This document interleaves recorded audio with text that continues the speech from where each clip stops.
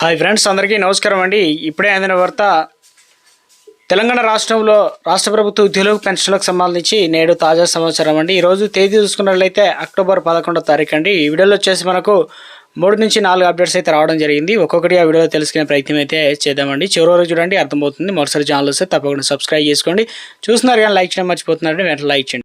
ఉద్యోగులకు సంబంధించి ముఖ్యంగా గుడ్ న్యూస్ అండి. దీపావళికి ముందు ప్రభుత్వం నుంచి మరొక శుభవార్త, బహుమతి అనమాట. ఇక 5వ 6వ వేతన కమిషన్లకు సంబంధించి కింద కేంద్ర ప్రభుత్వ ఉద్యోగులు పెన్షన్లో కేంద్ర ప్రభుత్వం డేర్నెస్ అలవెన్స్ అయితే పెంపుకు ప్రకటించింది. దీపావళికి ముందు వచ్చిన ఈ నిర్ణయం ఉద్యోగుల పెన్షన్లకు సంబంధించి ఆనందాన్ని అయితే కలిగిస్తుంది అనమాట. ఇక ముఖ్యంగా గత వారం 7వ తేదీన కమిషన్ ఉద్యోగులకు డిఏ పెంపు కూడా ప్రభుత్వం ప్రకటించింది. ఆర్థిక మద్దతు శాఖ సమాచారం అయితే అందించడం జరిగింది.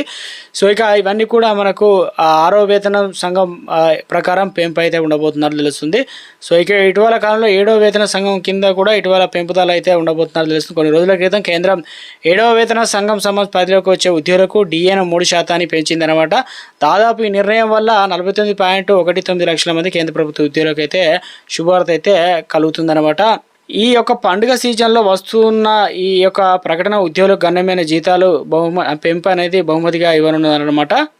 మరో అప్డేట్ చూసుకుందామండి. ముఖ్యంగా విద్యా సంవత్సరంలో కూడా ఇదే పునరుత్థానం అవుతుందన్నమాట. రాష్ట్రంలో 7,364 బడుల్లో టీచర్లకు సంబంధించి తక్కువ మంది ఉన్నారన్నమాట కొరతగా. సో మరోవైపు కూడా 21,000 మంది మిగులు టీచర్లు విద్యాశాఖలో ఉన్నట్లు లెక్కలైతే తేల్చడం జరిగింది. టీచర్ల కొరత సమస్యను నివారించేందుకు సర్ప్లస్ టీచర్ను సర్దుబాటు విద్యాశాఖ పూర్తి చేసింది. అయితే ఇందులో 24,227 మంది సర్కారు స్కూళ్ళు ఉన్నాయి. వీటిలో మొత్తం 1,04,605 మంది టీచర్లు అయితే పనిచేస్తున్నారన్నమాట. పోస్టును ప్రామాణికంగా తీసుకోకుండా విద్యార్థుల సంఖ్యను బట్టి టీచర్లు కేటాయిస్తున్నారన్నమాట.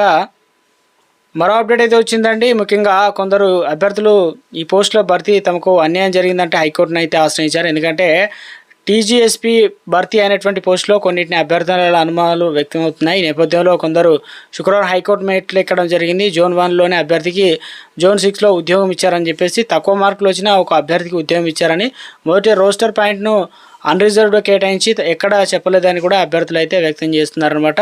సో ఇక మరొక అప్డేట్ అయితే చూసుకున్నట్లయితే, కరీంనగర్ జిల్లాలో సంబంధించి గంగాధర మండలం మధునగర్ గ్రామంలో పంచాయతీ కార్యదర్శి ఎం అనిల్ లంచం తీసుకుంటూ ఏసీబీకి అధికారులకు అయితే చిక్కడం జరిగిందనమాట.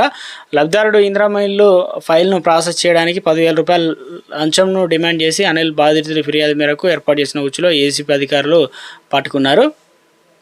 మరో అప్డేట్ చూసుకున్నట్లయితే, ముఖ్యంగా తెలుగు రాష్ట్రాల్లో వచ్చే వారం వరుసగా 3 రోజులు సెలవులు అయితే రానున్నాయన్నమాట.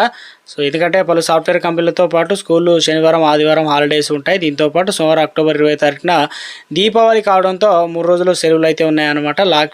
లాంగ్ వీకెండ్ రావడంతో సాఫ్ట్వేర్ ఉద్యోగులు హాలిడేస్ అయితే ఎంజాయ్ చేయడానికి ఉన్నారు. ఇక ఇటు ప్రభుత్వ ఉద్యోగులు కూడా వస్తాయి కాబట్టి మొత్తానికి, సో ఇటు పిల్లలు కూడా వస్తాయి, సెలబ్రేట్ చేసుకునేందుకు కూడా, సొంతూరు వెళ్ళేందుకు టికెట్లు బుక్ చేసుకునేటువంటి పనులు అయితే పడ్డారనమాట. సో ఇక ఈ నెల 14న మరోసారి తెలంగాణ రాష్ట్ర వ్యాప్తంగా బంద్. ఎందుకంటే హైకోర్టు ఇచ్చిన స్టే నిరసనగా అయితే తెలంగాణ రాష్ట్రంలో స్కూళ్ళు కాలేజీలు అన్నీ కూడా బంద్ చేయాలని పిలుపు అయితే ఇవ్వడం జరిగిందనమాట. ఒక లేటెస్ట్ అప్డేట్ అయితే వచ్చిందనమాట.